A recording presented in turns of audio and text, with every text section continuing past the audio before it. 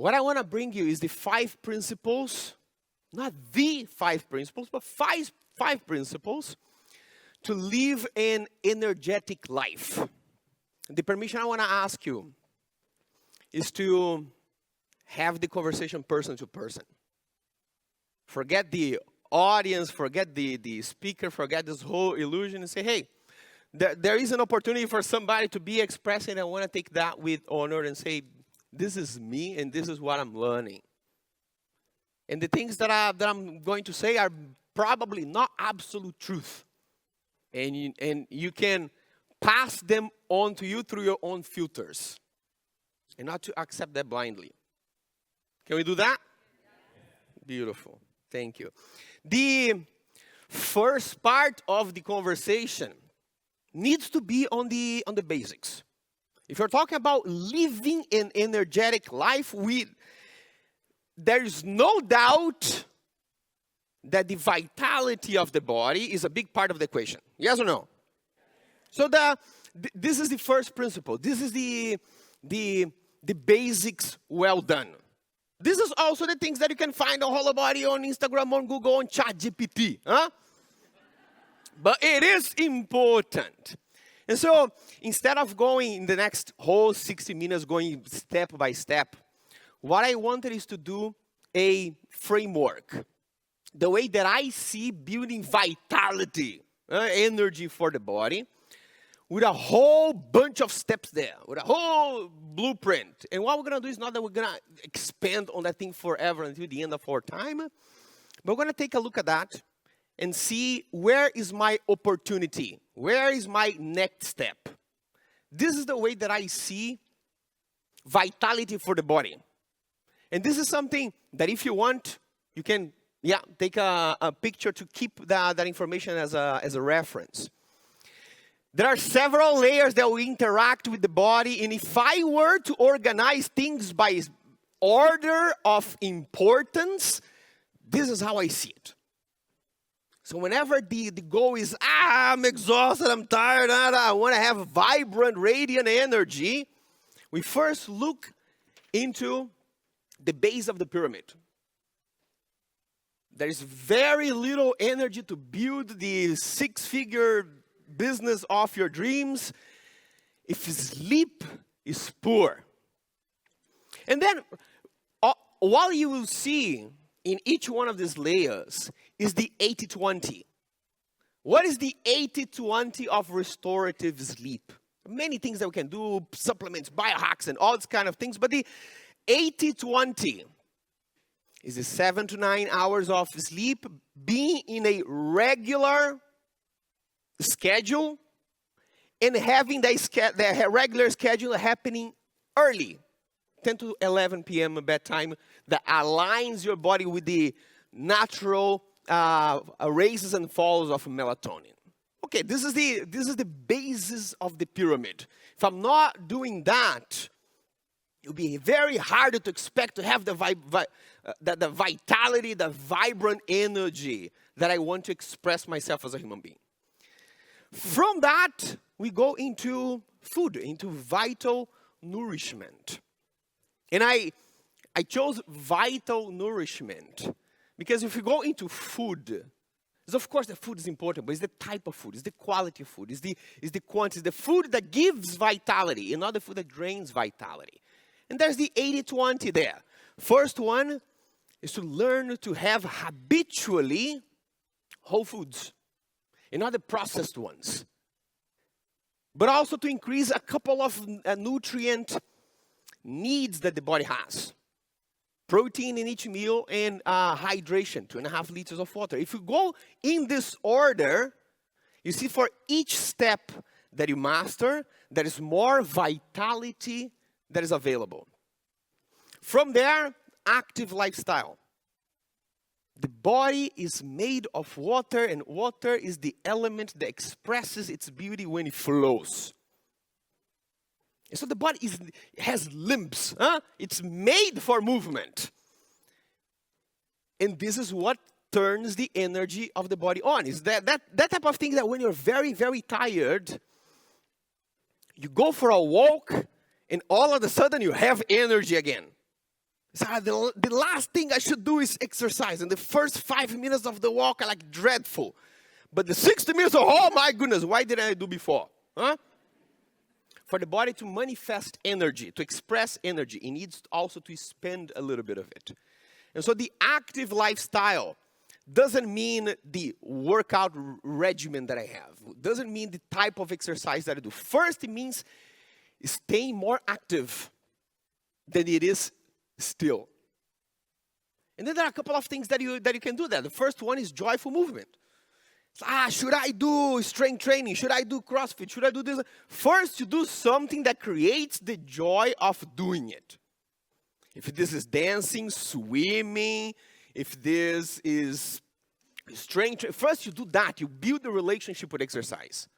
And then you can go for needs of the body that maximizes, that optimizes the energy. And then we are talking about 7,000 or more steps a day. That can be done through walk, or can be done through the sports that you do, can be done through the equivalent amount of movement. And then we are also talking about strength training.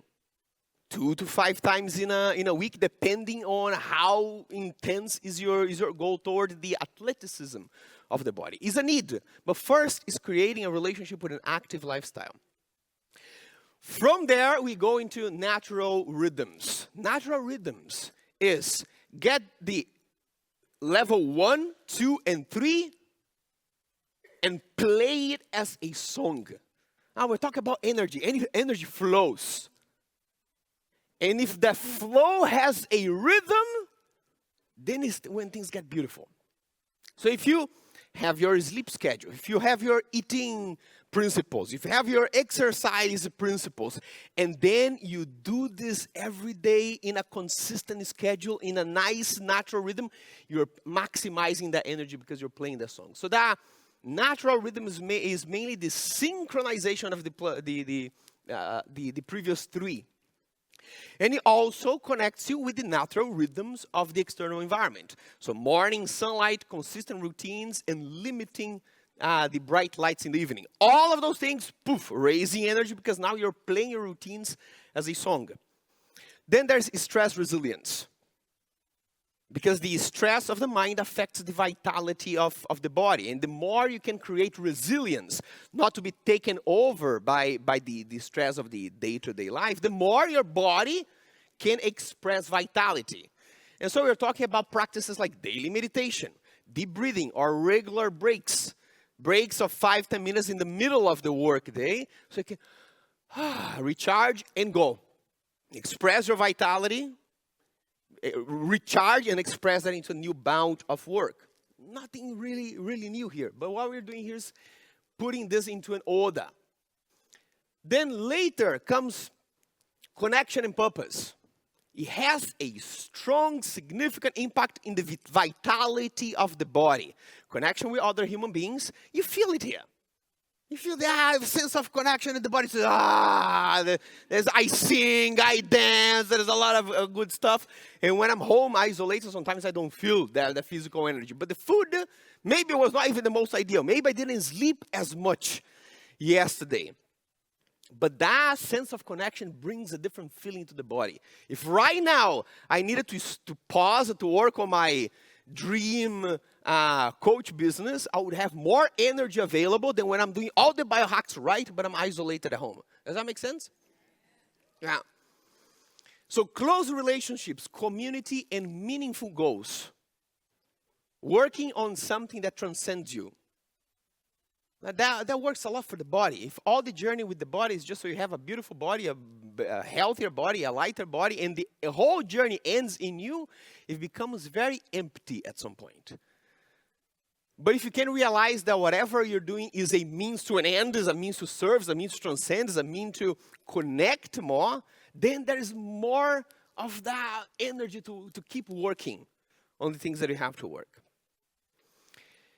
This 6 is very important. The reason why it's not at the base of the pyramid is because it's a long-term effect and it's an indirect effect. And so perhaps whenever that connection and purpose is working well, perhaps that's the most powerful source of energy. but the daily fluctuations are still felt by the restorative sleep. So that's why it's there. Powerful, but it's a long-term work, and it's an indirect effect. Just like environment, energizing environment, spending more time in nature, clean air and water, and minimizing toxins. Very powerful for the way that the body can express vitality, but it's an indirect and long-term effect. So this is the 80-20 on how we create vitality for the body. But then there's also the main mistakes that we make. So here in this slide, I wanted to put the whole blueprint. I understand that this is how I create vitality. But there are things that I can be doing in these areas that sometimes I didn't know it was draining or wasting the energy of the body. So for example, in restorative sleep, if I have evening caffeine or alcohol, bright screens at night, or inconsistent schedules on weekends. I sleep every day at the same time, but the weekends is crazy. This is the main common mistakes that affect the quality of the restorative sleep. So on the right side, you have how you create the vitality. On the left side, you have how do we usually mess it up. Right, the vital nourishment is the attachment to ultra-processed and hidden sugar. The not imagining living life without them. That's the hard part, because everybody knows already the ultra-processed food, the impact of sugar, but not being able to let go from the habitual eating. That's the main mistake that we make. Late night eating inflammatory foods. These are all things in that realm that is also draining energy from the body. And then we go into active lifestyle. If we are sitting for too long, or if we are overtraining, these are also mistakes that we make. If in the natural rhythms, in the music part of those layers, if we are having caffeine too early, I wake up and have coffee straight away, that is also affecting those natural rhythms to express themselves. Checking the phone upon waking, because I bring my cortisol up, and now the natural rhythm is all messed. Not moving the body in the morning, letting the whole movement to happen only in the evening. Working until late. These are main mistakes that we make that affect the natural rhythms. Then on the stress resilience, what I see is overcommitment.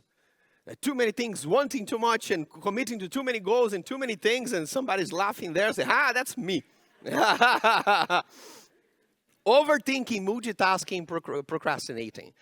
And then on the connection and purpose, is that we can also go the wrong way, right? Connection is important, but if you're connected to toxic relationships, that is draining the energy. Or if you do meaningless work, if you're doing work that doesn't really fulfill you, that is also draining energy every day, even though you may be making money. Unwanted social obligations. Connection is important, but if you don't want to go, then it's better not to. Huh? Yeah. If I'm forcing myself to go to a social obligation, that is giving me vitality, or that is wasting vitality. Very clear, and there's different personalities in different times for that. And in the energizing environment, the lack of privacy, the clutter, mold, and noise, these are all common elements that we see that can decrease the sense of vitality. But what we're doing here in this conversation is mainly, this is a whole blueprint. And it doesn't solve all the questions. If you get lost here for the rest of your life, there's no story being told. Optimizing the body with 100% of the time that you have until the end of your life, and then the energy was not transformed into anything. So the key point here is to get one step. The most close to the base that you're not doing yet, or a mistake that you're making, and focus on that. While you do this, there'll be more energy available for you to do other things. Whenever that is mastered, you come back here and choose a second one. Does that make sense? So the question for us to think is, what is the easiest next step with the highest impact? And this will depend on whatever is at the base has highest impact. Whatever is easiest is something that I'm not doing, but it's it's not very intimidating. And the focus of this first 10, 15 minutes of conversation is to get clarity on the next step.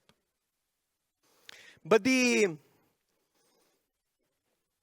me, where we go in the next part of the conversation is that whenever we think about living a more energetic life, what do we even mean by that?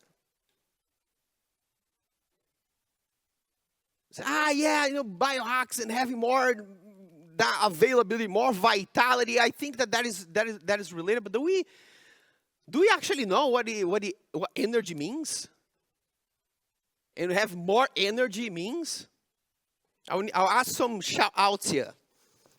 What is energy? If you want to have a more energetic life, what is energy? Life. Joy. A sense of flow. More love. Enjoyment. Right? If we were getting, life. Right? And I want to live a energetic life. What does that mean? Does that mean that I want to live a living life? A full life? So, if we look at physics definition of energy, is the capability of doing work. And it is something that can feel action. So first thing that I get here is action is very important. If you're talking about energy, we are talking about doing things. If I want energy, it's because I want to do things as a human being. I want to tell my story. And then we think, who wants more energy? What does more energy mean? Vitality. Expression. Doing more. Think with me. If you get a piece of log, the one that you burn to make a fire, does that piece of log has energy? Yes. What type of energy does it have? Potential chemical energy. Right? It once belonged to a tree, and it was exposed to the sunlight, and that sunlight created molecules, carbon, hydrogen, put them together.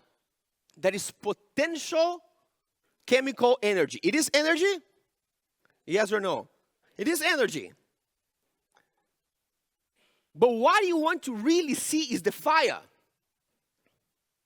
So it's when you increase the temperature of those things, you break those bonds, and that energy is transformed into fire. So it's not that the log is getting more energy or less energy. What you want to see is the flow of energy. You want to feel the flow, the transformation of the energy. In the same way, we can store energy. If I have more fat cells in my body, that is energy. That is potential chemical energy. If I want to have more energy, where would that lead me?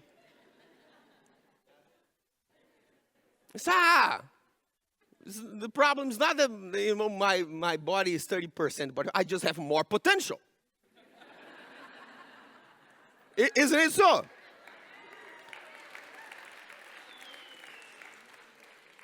But is this what we want when we say, I want more energy? So that's where we are getting to. Okay. So there's some understandings. There's some different angles that we want to look at this conversation. One angle is that I want more energy because I want to live an extraordinary life. I want to be extraordinary. And so I need extraordinary energy for that. Who resonates with it? Beautiful. There are two ways of looking at it. One way is the personal growth way. That is where we are all coming from. This to me was the revelation of my early life. I started reading Tony Robbins, and then I awakened the giant within, and I learned about, you can change what you don't like in your life. And then I started changing the body. I moved to another country. I met fantastic people, and this whole personal growth philosophy gave me a big gift in my life. I wouldn't be the person who I am today if there wasn't personal growth. But it has its traps as well if we don't interpret it well. And I see these traps everywhere, and I fall into these traps. So that's what I want to talk to you about. The personal growth analysis of the I want more energy. The first thing that I start is, what do I mean by I? What do I mean by want? What do I mean by more? And what do I mean by energy? Right? The personal growth perspective of the I is this personality. I am Ronan. Yuri is over there. You are Yuri, and we identify with this. Different people. That's what we call personality, or the physical manifestation of the ego. The want implies for a aspiration for something that is still not possessed. If I want, there's a gap. There's an ideal situation over here. I am not there, and this tension between not being there and that different state creates a want. The want says, I am not there. Huh? The want perpetuates this gap. More is increase in quantity or intensity, and the energy, the common understanding is vitality, is focus, resilience, enthusiasm for me to pursue my goals, to create more achievements. That's the common understanding. Huh? And that's a beautiful one because it drives us to create our lives in a completely extraordinary way. Last year, I went through very hard situations in life. Lost people that are dear to me, that went to the afterworld. And this perspective was not working 100% of the time. The creating the vision, the trying to achieve, the energizing the body, the biohacks and all these kind of things. All the things were in place, but there was a deep sense of pain, suffering that brings the energy down. And there's a complementary vision that helped me navigate those types of situations. That is not opposite, it's complementary to the vision that we already have. Is that what I call transcendental wisdom? From the transcendental wisdom, when we look at I want more energy, first he asks, what is the I? And it says that the I is not, when I say I am Ronan, what does that even mean? So, we touch, right? So this is me. Yeah, we identify with the body. But if I ask you, is that glass, is this water you? What do you feel? No. But if you drink that water and becomes your blood, is that part of you? So in one moment, it ceases to be not you and became you. Is in the moment that the first drop of water entered the mouth? Is it when actually it touched the tongue? Or is it when it went to his stomach? Or is it when it became blood? I say, it gets confusing here. Huh? We identify with our thoughts too. So I'm Ron, I have a story, I have the things that I like, I have a type of personality, I have a couple of thoughts and emotions that make me think that I know who I am. But the thoughts that we are having right now, they are interaction of the things that I'm saying, the things that you're listening. And so if the thoughts that you have are also you, and they're coming from an external source, from the environment that you're having right now, to what is the line that divides a word coming out of my mouth, going into your ears, becoming a thought that before it was not you and now it is? So what the transcendental wisdom says is that this thing that we give a name is not you. You are the things that observes phenomena. Because there is no separation between you and the water. Between the words that somebody else is speaking, the thoughts that you have, the drive, then your actions. It's all one thing. Right? It's all energy. And so if you go deep into that idea, if you are the everything, there is nothing to be wanted. Huh? And the want is a sense of separateness, is an illusion. It's the Maya, if you go to the Hindu traditions. The more then doesn't become more quantity or more intensity. It becomes quality of awareness. And the energy is not only the vitality, the focus, the enthusiasm to transform into achievements, is the conscious awareness itself. Because if we can agree that, everything is energy, that life is energy. So sometimes when we say, I want more energy, what I want to say is that I want to tap into the awareness of the infinite energy that already is. Does that kind of make sense? Yes. So then we have these two angles. Both of them are useful for us to look at different types of situations. And these are a couple of other principles that I am learning, that I want to share with you. The first one, that is now the number 2 of the talk, is don't lose touch with the essential.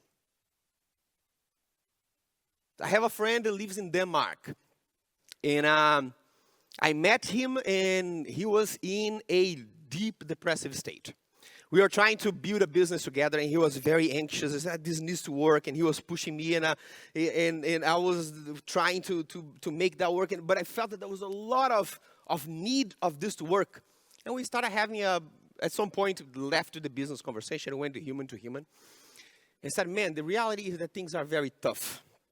My kids right now, he has 3 kids, each one, the monthly school payment is 4,000 euros per month for each. I cannot keep that up anymore, and I need to move them to a school that is only 2.5K per month each. And that's heavy. From another perspective, somebody who went to the public system in Brazil said, wow, this is far beyond my dream for the 3rd generation after me. And his point is that a few years ago, he went through building his business, drop shipping and things that make a lot of money, real estate and ta-da-da. And then he made 4 times more money. And with 4 times more money, he got a house that is 4 times bigger. And then he made 3 times more money after that. So he changed his 1 car into 300 times more expensive. He have 2 Lamborghinis and 1 Ferrari in the garage. And then he doubled the money after that. And so he went, instead of spending vacations, holidays at home with family, they went to Maldives, 6-star hotel, all inclusive, and all these kind of things. 7 stars. They made for him. But then COVID came, and the whole drop shipping, the whole business started decreasing in size. And then he couldn't keep up with that standard anymore. Now the main problem is that we can't go to the 7-star all-inclusive in Maldives. What we can afford is a 5-star all-inclusive in Switzerland, but we've been there already. And so what he told me is, man, it's a dark place because I created a monster. I forgot simplicity. And I forgot what is essential. And so I fed those standards that created a monster that they became the minimum. And if I cannot keep up with the minimum, it's very, very heavy. And so it's beautiful to have the energy to build the dream. But we also need to keep in touch with what is essential. Just to always keep your finger on the pulse. To realize that what am I envisioning and creating is a beautiful plus expression. But it cannot become my need. And we do this not only with money, we do this with food as well. Healthy eating is the result of a mind that learned to appreciate simplicity, simple meals. Eventually you get so into the ultra process that your breakfast needs to be a toasted bread with the peanut butter and the jam, and needs to have the coffee with the creamer, with the sugar, with the milk, and has to have a little dessert. Otherwise, you can't feel peace inside. Now, I started working with my sister a few years ago. She said, you can do everything, but don't take my bread out of my breakfast. And then meals need to be a whole gourmet experience. Needs to have the crunchy, needs to have the sauce. And then I need to go eating out 3 times a week. Because if I don't, I might not enjoy my life. Huh? And if it spent a month and I didn't go to the all-you-can-eat sushi, my goodness. And so sometimes there's a ultimate source of energy when we can learn to appreciate simplicity. When your meals are simple. When you are rich, but life is simple. When you are strong, but you carry little weight. So, but I'm lowering my standards. No, you're not lowering your standards. You're raising them. Very easy to be happy with an ultra stimulating life. Very easy to be happy with the 3 Ferraris, with the all-you-can-eat sushi every time in a week. No? But a mind that can find a satisfaction in a bowl of veggies and grilled fish is much more refined. Can you spend this holiday with the parents, the countryside, and feel bliss? Much more refined, raising the standard. So one question, 2 things that I have for you to reflect at some point is, 1, how much money do you really need? This is always a good exercise to do, especially when you're trying to build more. At the end of the day, to have a life that is simple and essential, what is it that, keep your finger on the pulse. Build, dream, go far.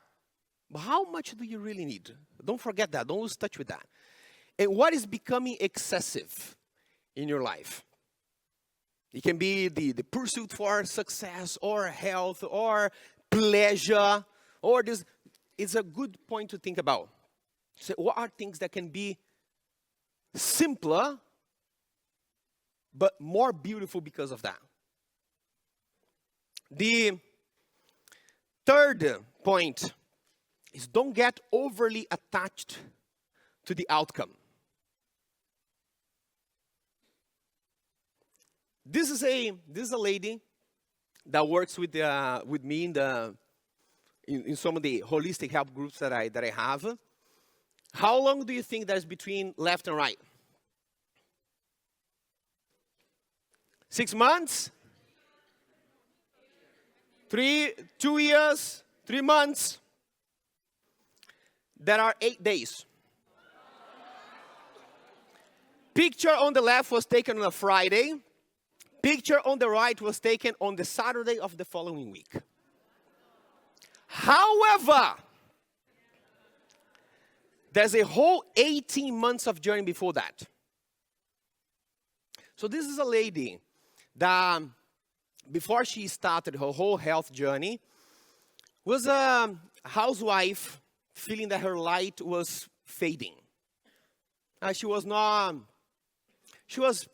taking care of the house, not a good relationship with the husband, she in love with her daughter, but it's like she spent her time watching TV, eating a movie because life was empty. And then 18 months ago, she had an awakening experience that for her was a psilocybin assisted journey. And what she told me is that for the first time of my life, I feel worthy of love. And then she went on to a health program. I want to take care of myself. I want to take care of my body. And then I led her through the whole step. The intermittent fasting, drinking more water, more protein, more veggies, less sugar, walking, strength training. She did everything. Everything. The body didn't change a single bit. But she was very motivated with that. She said, for the first time, I'm taking action that takes care of myself. She was such a leading power in that community that she was hired. We started working together, and she's like leading the community, and she got a job, and then now she's making her own money, and then that resolved her relationship with her husband. And for the next 18 months, life was brilliant in a way it's never been. But the body not changing gave her that feeling of anxiety. Because her parents would say, you're lying. You're lying, eating healthy, you're fasting when you're here, but I'm pretty sure that at night you do the things that you still do. And they were saying this not out of a mean heart, but just because of that. That's the understanding that they had. It's like, how come you're making all this effort that we were seeing here and nothing is happening?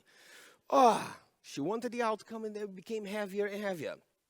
And the husband started to get also tired because he likes to go to McDonald's and goes with the daughter, but now the mom is not joining. And so you're not joining and kind of ruining your weekend, and you still don't get a result. What is that worth for? And she's like, And I was the only one seeing that journey and seeing her, what she was doing. And she kept going. Eventually, we're having a deeper conversation. And we discussed something that I have been learning in my darkest moments that helped me a lot. That is from the Bhagavad Gita. Best weight loss book I've ever read. All the things that I learned from energy really come from Kybalion, Tao Te Ching, and Bhagavad Gita. And there's a very famous passage. Bhagavad Gita is a story of a warrior going to the war. And the whole setting is that they have the battlefields ready for the war. One army here, one army there. And then before the war starts, the warrior asks his charioteer, take me a tour in this space because I want to see my enemies. And then what he sees is his cousins, his uncles, the people, his teachers. Because the main thing is that there was a kingdom that the brother of the warrior called Arjuna, was supposed to be the king, but he was too young. And so the king, who was his dad, gave the power to his brother.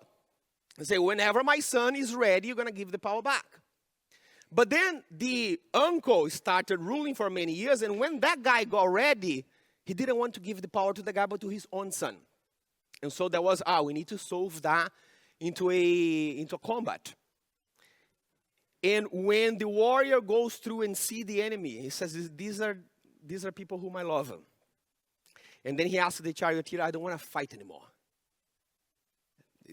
I prefer them to kill me. What is the reason of conquering the kingdom if I'm there to kill the people that raised me?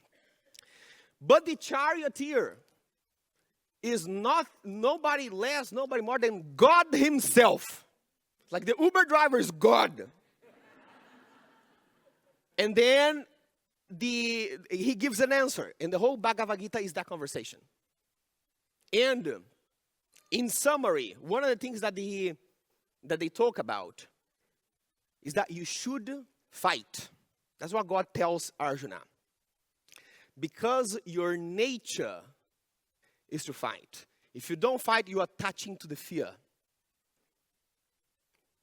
But you should fight with all your might, but unattached from the result. If you win the battle, okay. If you lose the battle, okay. It's not if you win, elated feeling. Or if you lose, depressive feeling. Because your focus is not the outcome, but the fighting itself. And then eventually they talk about you have the right to work, but never to the fruit of work. You should never engage in action for the sake of reward, nor should you long for inaction. Perform work in this world as someone established within themselves, without selfish attachment, and alike in success and defeat. And so the whole thing of losing weight or building a business, there's a different angle. There's a one personal growth angle. It's like, there's your dream, go build it. But if I'm too attached to the outcome, it doesn't go as planned, that creates anxiety.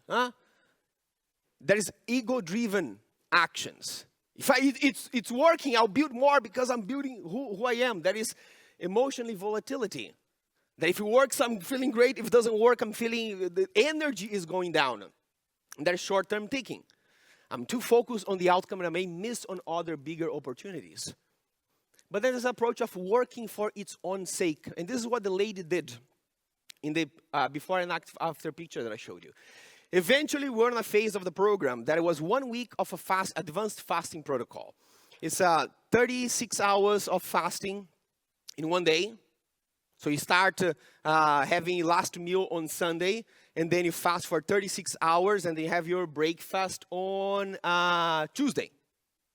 And then on Tuesday, you eat for 12 hours, from 8 a.m. to 8 p.m. And then on Tuesday evening, you start another 36-hour fast. From Tuesday, 8 p.m., all the way through Wednesday to Thursday, 8 a.m. Then you eat for 12 hours, then you fast for 36, then you eat for 12, and you do this for a whole week. And it's a healing protocol. It changes the whole chemistry of the brain, it decreases the inflammation of the body. And whenever this proposal was coming as part of the program, she was anxious. Because she said, I am going to suffer so much for this and I'm not going to get any, what if I don't get any result? And then we had that conversation and said, you know what? I will accept that maybe my body will never change. But I will challenge myself to keep fighting the battle, to keep doing the work, because this is my winning. The wanting of the body to change only gives me a path for action, but my winning is doing the action. And then she let go. And in 7 days, 8 days, this happened. The body said, ha! You learned. Here it goes. Much more energy from the unattachment to the outcome. So this is the question for us to think about. What is a goal that you're pursuing that is bringing you heaviness and worry? Is it still worth pursuing? And if it is, how can you shift your focus to find fulfillment in the action? In the fighting with all your might. But considering that the winning. So then the outcome really doesn't matter. Thank you. This goes straight into the next one. The next one is serve the message, not the messenger. Imagine that you are in the kitchen frying a steak. The thing is super hot. So then you get a kitchen tongue. You know the tongue? And then you get the tongue and you put the super hot thing on the plate. And then the tongue goes to the dishwasher and meets the spoon. And the tongue goes, did you see what I did? I got the very hot steak. I moved it because I can do it. And the spoon like, no, there was a hand moving you. You didn't do it. You acted, but you're not the actor. There was a divine inspiration that moved you to do the action. But the tongue doesn't buy that. And so it creates heaviness for itself. Because it identifies as the actor. And it needs to be able to now, next time, get an even hotter steak. And if it sees, if it stays in the drawer, and if the next time is the fork being picked to get the steak, the tongue is freaking out. Because it's doing the doing, but identifying as the doer. And we play this game here. We play this game here. Now, right now, I'm speaking on a stage. And there's this whole, Ram Dass says that we are born and we go to the training of being somebody. And as we go through the training of being somebody, we up-level the game into being somebody special. And there is grades at school, there is all social mechanisms for us to try to be special. That trying to be special is forgetting the whole transcendental wisdom that is asking, who is the I that wants to be special? And what is the want is everything is perfect. But we forget that. And so I come to a place like this, and what I get is, Ronan, and there's part of my ego is feeling special. Part of my ego is identifying as the teacher. And this is where I get into problems. And this is very relevant for each one of us, because you're coaches. And sometimes you identify yourself as the coach and not as the service. And so last year, during the whole darkness, eventually I started struggling with emotional eating. And that was very dark because I identify myself as the health teacher. And on the same day, I was recording a video about how to overcome emotional eating. And then late at night, I would see myself open the cabinet and getting 100% chocolate. It's 100% chocolate. I'll overeat carrots. I'll roast them, boil eggs, midnight, and eat them uncontrollably. And then on the next day, there's guilt and shame. Is this a high energy or low energy? Because what that guilt and shame is saying is that you are the teacher. And so there was a whole system in my mind that is serving the messenger and not the message. And sometimes we create that. Now, on that day, I wrote a piece of a journal entry. And I'll ask you if I can read it to you. I never read this to anybody. And so bear with me with the shakiness of my voice. It starts like this. It happened again. Last morning, I spent time with myself and I allowed my feelings to be. And it felt like a rebirth experience. I was sure that this would never happen again.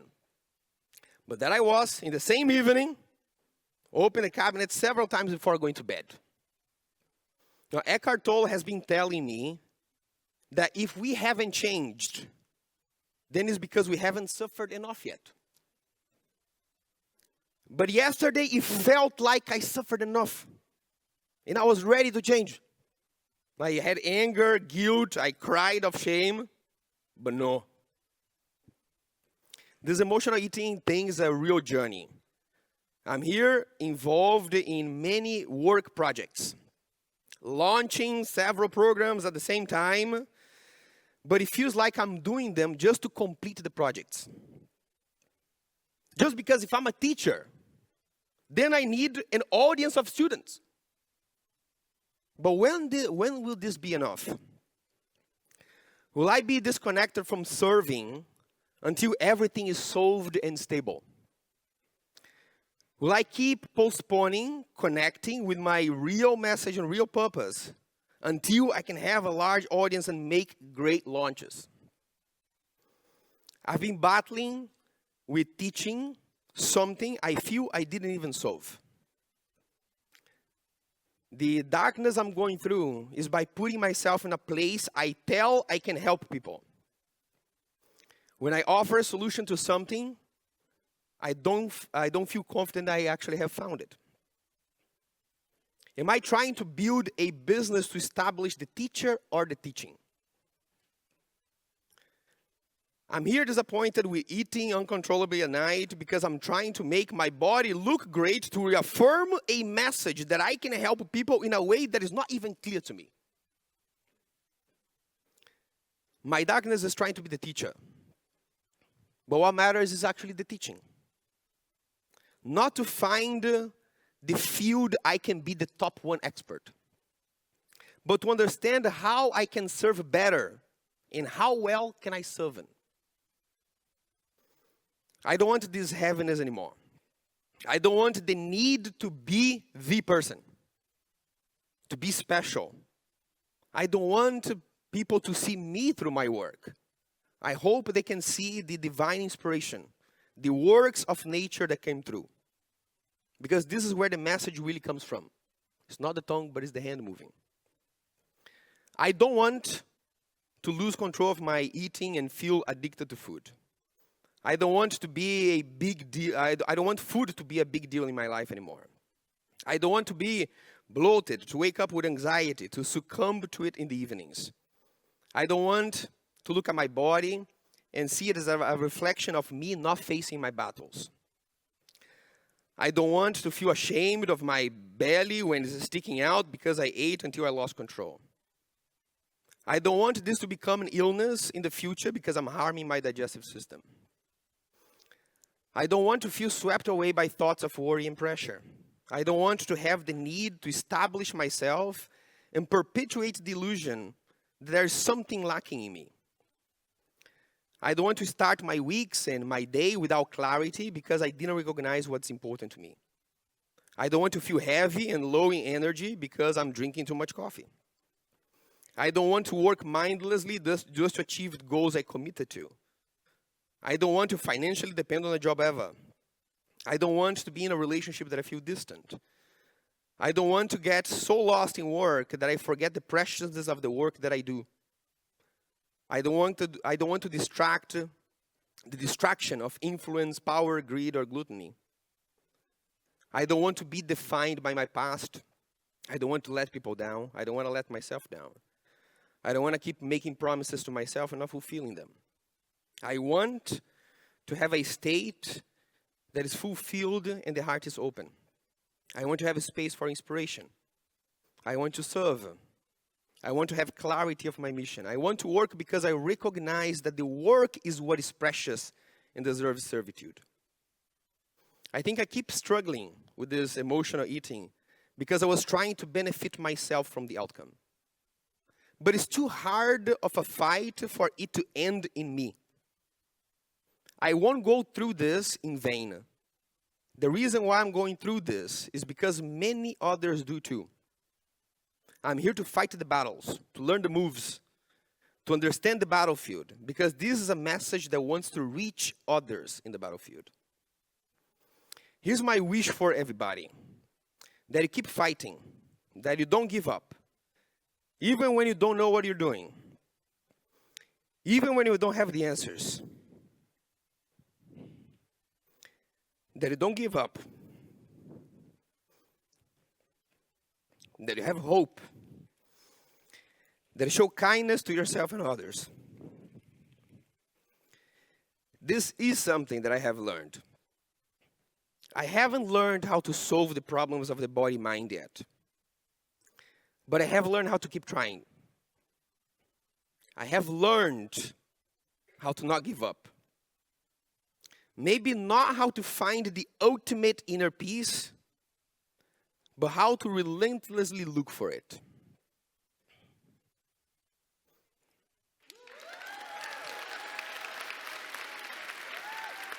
Thank you. I know that I'm going to get lost in the same thing again. In the serving the messenger and not the message. After this, I'll be watching the talks, and there'll be great speakers here. It's special. The ones that actually made it to the banner of the event. And I'll be looking.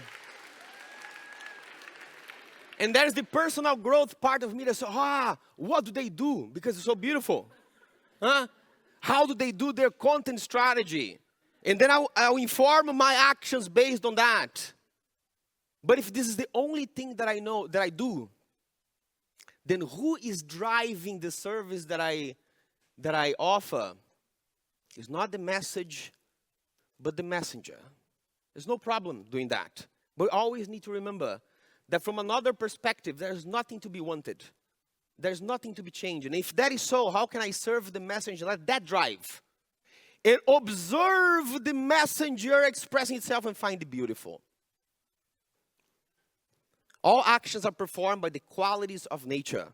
Deluded by the identification of the ego, a person thinks, I am the doer. But you're not the doer. It's the hand that is holding the tongue. Last, there's more energy in understanding than enforcing. Especially for coaches that are helping people. There's this story of this man called Joseph. And José, in Portuguese. His wife found out that he was drinking while hiding. And so she told her son, because there was a security camera in the house, and then he started drinking and hiding the cans. And she saw that, and she was trying to change. She was trying to force. Like, are you drinking? No, I'm not. You're crazy. Da, da, da. This is not good for you. What are you talking about? And there was a lot of violence that started, and they are eventually not speaking anymore. The son came home for Christmas. And on Christmas night, during that week, he saw that when he opened the fridge, there are two bottles of cans of beer hidden under the vegetables. In the middle of the afternoon, there is one. In the evening, there is none. In the morning, there is two. Something is happening. So that was, he told me it was 24th of December. And after dinner, he went to get some fruit, and he saw no cans of beer. And then he asked, Mom, where is Dad? And she said, he's like sitting in the garage with the dog. And then he went, and he found his dad drinking. He sat on a bench. His dad had a lot of drinking. Is like almost a poison from him. He went through a hard, almost died before because of that. So it was a sensitive issue. And the dad saw him coming, and then he kind of jumped to the side. Hey, sit here. And then the son said, Dad, I saw that you're drinking. You don't need to hide it from me. No, I'm not. You're crazy. Da, da, da. Huh? And so the son got energy went low. And then he went home. After Christmas dinner, there was no celebration. Went home at 9 p.m. But the mom saw him coming. Said, what happened? He said, I'm not feeling well. So she thought it was something with work or something. Yeah? Then the next day, they met in the morning. And the mom saw that the son was still in that low energy. And said, let's go to the river and clean out our energy. And I'll go change. And then he saw the dad. I said, Dad, let's go upstairs. We need to have a conversation. The son, in the evening, when that happened, he spent the whole night praying. Because he knew he needed to have that conversation, but he didn't want that conversation to come from a place of fear. He was asking God for guidance. How can I do this from a place of love? And then he saw that the moment was that moment. They went upstairs, and then he said, Dad, I'm feeling very sad and hurt. Sad because I saw that you're drinking, and I know that it's not what you want to do. But hurt because you tried to lie to me on my face. And at that time, both of them were already bawling. Huh? Latin American family, that kind of thing. And the dad said, I hide because I'm ashamed. And the son said, Dad, I understand that. I know that you're not doing this because it's something that you want to do. If you need to hide that, there must be such a heavy burden for you to do something that you don't want to do, feel alone because nobody understands. Whoever is around you wants you to change, but you also want. You just can't. And so the other people force you, just make things feel even heavier, and you keep doing those things and hiding. That brings the guilt and the shame. And he said, I just want you to know that you don't need to change. You don't need to stop. You just don't need to hide it anymore. It's fine. And both of them were crying, and the dad said, I need to tell you a secret. He said that my dad died of lung cancer, and he smoked while hiding. But we all knew. We just never had the courage to have this conversation with him that you're having with me. Maybe if I had that conversation with my dad, he would have lived longer. And that understanding, on that day, things shifted completely. He never drank, he never even wanted to drink anymore. The next morning, he met the son and said, my goodness, I don't even feel I want to drink anymore. And it's been almost a year now. He says that this so long in my past, I don't even need to struggle with that willingness. I could see, be understood, and there was more energy for change instead of in trying to force. There was more energy in the understanding. And I know very well this story because this is my dad.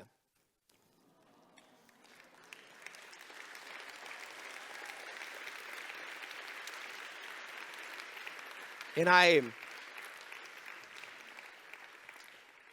asked him if I could share. He said, no problems. Today is my mom's birthday.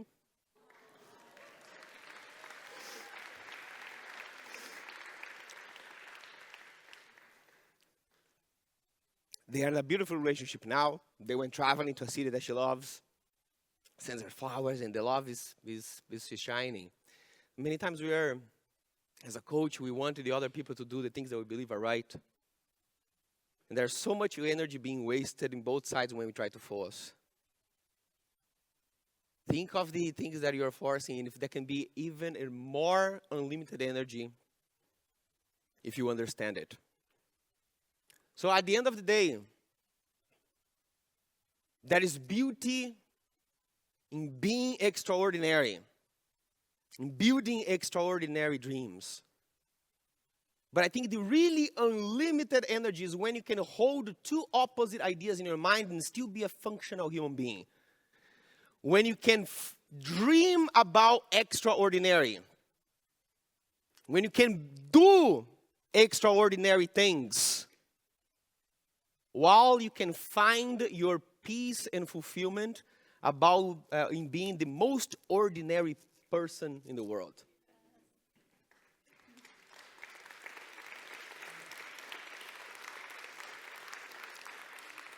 This is what I have been learning about living an energetic life.